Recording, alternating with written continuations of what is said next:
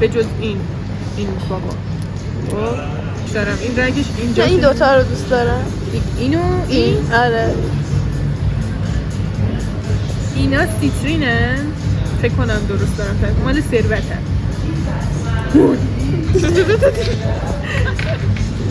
اینم بازم نمیدونم کاربردش چیه. این میدونم مال چاکتای خورشیدیه فکر کنم مال آگاهیه. موقعی که میخوام برم امتحان قلم چی بدم اینو میذارم مثلا میگیرم دستم میشه. اینم لاجورده. آره اینم فکر کنم ترونالین اسمشه. پس خیلی جالبه این دوست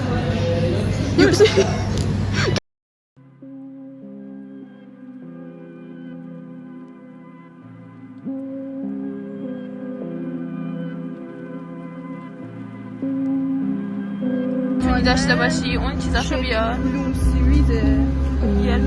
بیارشون. من یا اینو میخوام یا اینو نمیخوام. این دوتا همشون اوکی هم به جز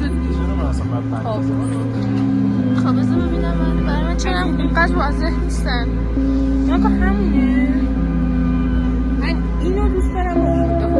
بذار ببینم من کدومشون رو دوست دارم.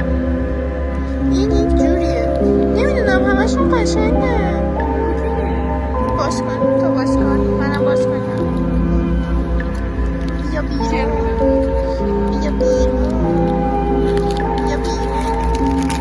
دست بزنم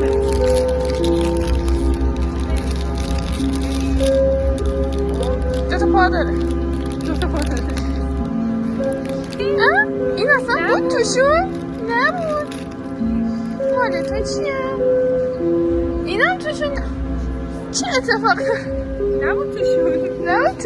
نگاه خب بوده ولی این رنگ بنده. چرا اینقدر زرد هستن؟ چرا اینقدر کثیفن؟ چرا؟ فکر کنم پولمون رو ریختیم دور. بدترین چیزا ولی قراره بذارمش رو گوش. بدترین ویدیوی شانسی تاریخ. هان کم کنه. ببینید چیه میتونید رو اینجا